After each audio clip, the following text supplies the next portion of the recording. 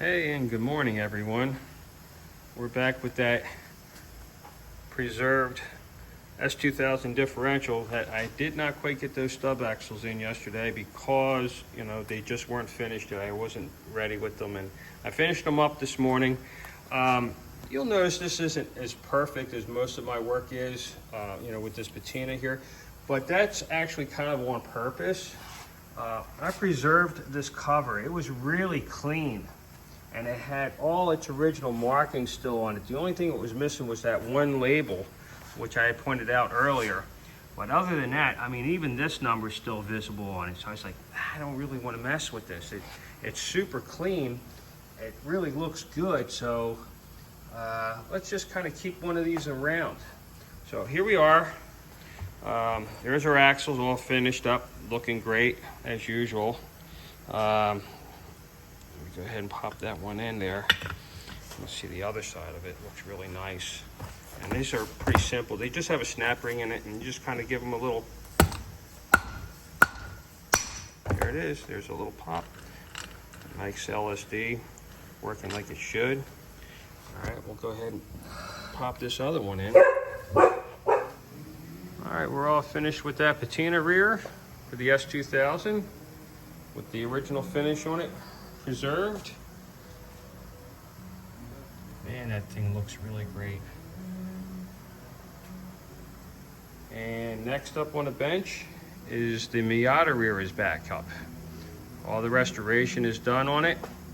Now we start the assembly. This is getting that 363 ring and pinion and the Osgiken LSD.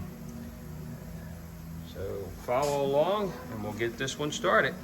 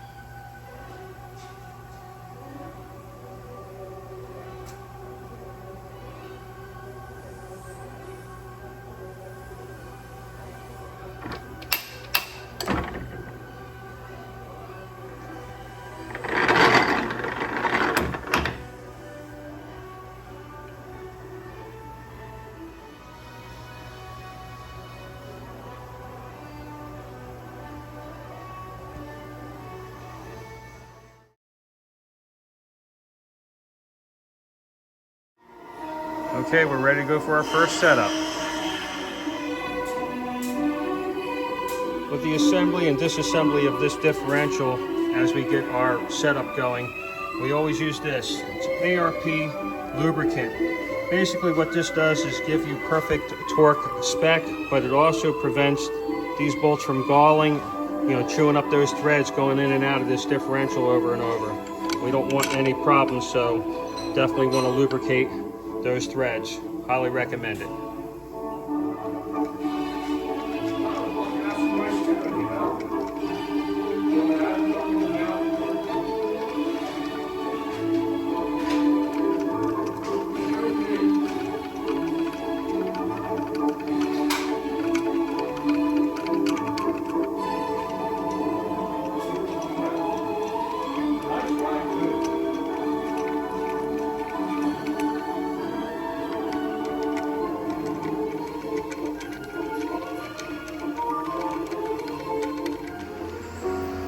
We're all set up. Let's see what we got here. Oh boy, we got some work to do. All right, let's get this thing apart and get this thing tightened up.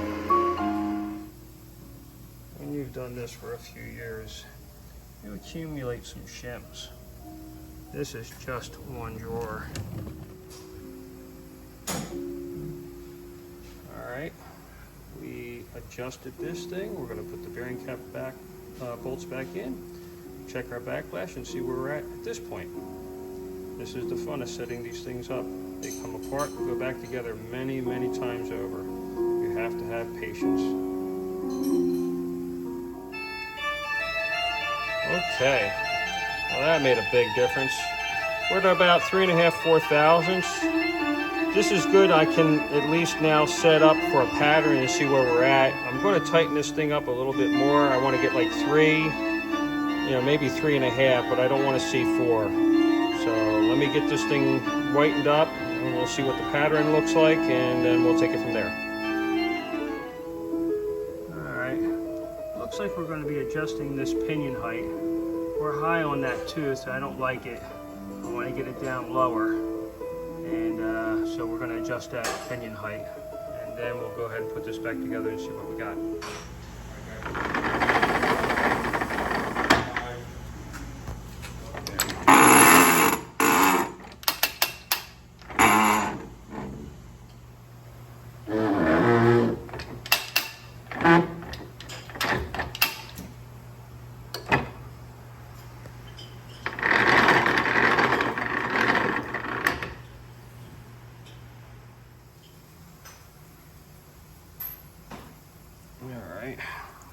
Let's load that carrier.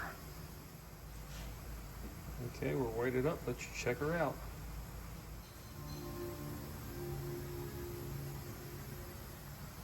All right, we're back, and I think we have it. Check this out. That is perfect. 2.93 thousandths consistent around the gear, and check out that pattern. That is a beautiful thing. All right, now we'll go ahead and take this thing apart and start setting up the Putty Mod solid steel sleeve. That will be next. All right, had this thing in and out a few times, got that Putty Mod solid steel machined to this differential. Notice there is no shim here. I'll go ahead and put that on, and I'll go ahead and get this locked into place. Okay, let's go ahead and seat those bearings, and now we're going to go for final torque. Okay, here we are. Very nice. Perfect load on them pinion bearings. Now we'll go ahead and set the carrier back in.